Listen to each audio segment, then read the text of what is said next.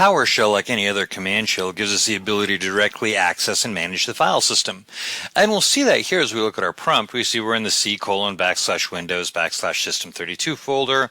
We can use the set location command or its alias CD to choose a different location.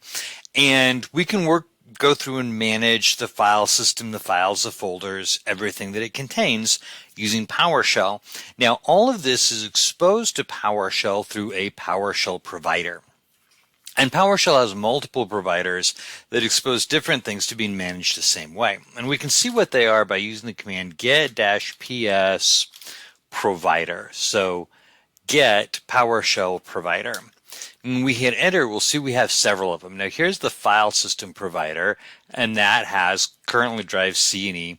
But we can also see we have registry, alias, environment, function, variable. So lots of different providers and drives that they give us access to.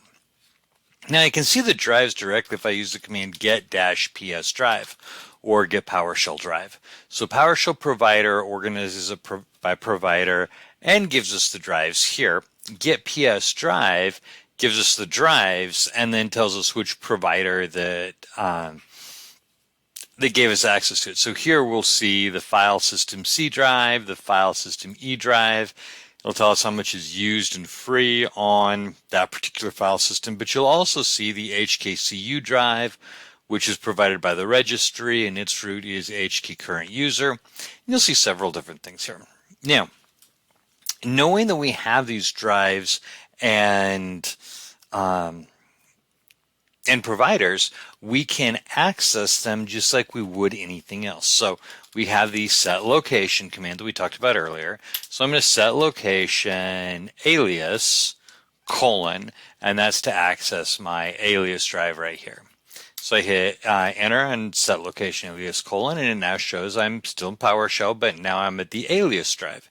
And if I do a get child item, which will view all the items within that particular location, you can see we have all of our items listed. My environment variables are in set location, env : and these are my environment variables. So I do a get child item, and there are all of my environment variables.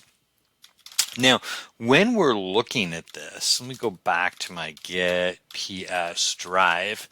You'll see here that I have the ability to access the registry directly through these two drives, HKCU and HKLM. One of them goes to HKCurrentUser, one of them goes to HKLocalMachine. So I would access them just like I would access anything else in files or the aliases we just went to, or the variables.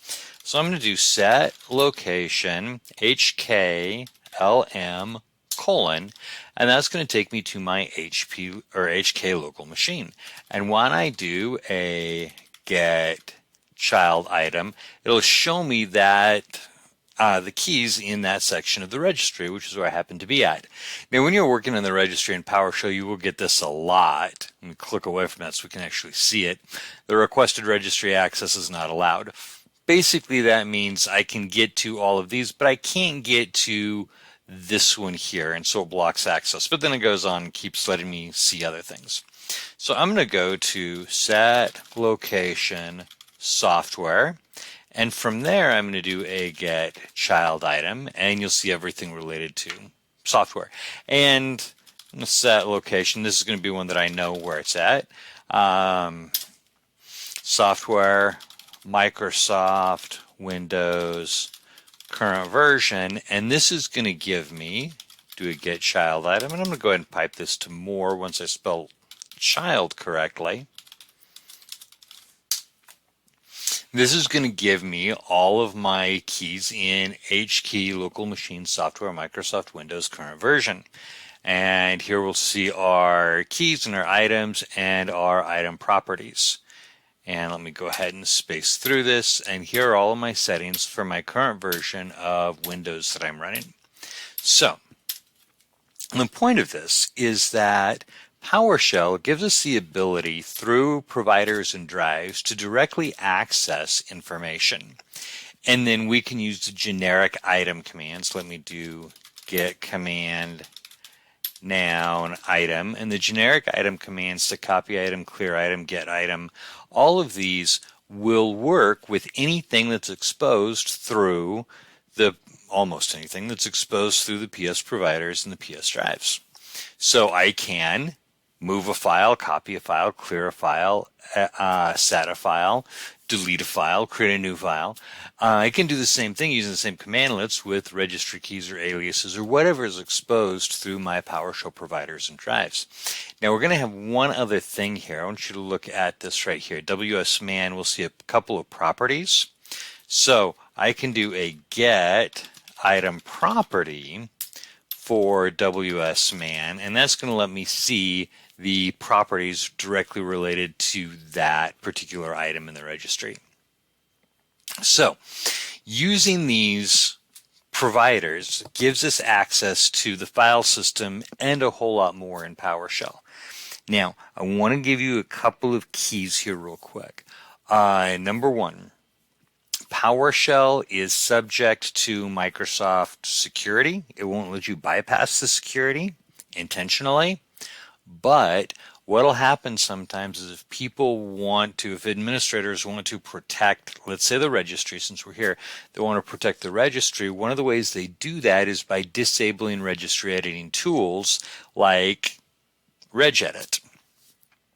And the problem is when you do it that way, you restrict access to the tool, but PowerShell is just a different tool that will let you do that. So I may be in a system where registry editing has been blocked and I can't use regedit, but I could still get to the registry using PowerShell and still edit it that way. So the idea of blocking the tool is a fine idea, except it's not good enough. What we need to do is, instead of blocking the tool, we need to block the access. So what we would need to do is block the ability for people to edit the registry. Now, that takes a little more work, but it is much more secure, because even though my registry editing tools here have been blocked, if regedit was blocked, that still doesn't prevent me from editing the registry. It just prevents me from accessing the tool. So if we're going to secure it, make sure you secure the right thing. Okay, so this, by the way, gives you another fast way to do registry editing. For example, I'm going to just go back to where I was before. For example, if you have a registry edit that needs to be made on a bunch of different machines, sometimes you can write a PowerShell script and you can run the PowerShell script to do that edit. If you're running a Windows Core install, so you have a system installed without a GUI, PowerShell still gives you a way to edit the registry directly. So there are times that is going to be a very, very useful tool for you.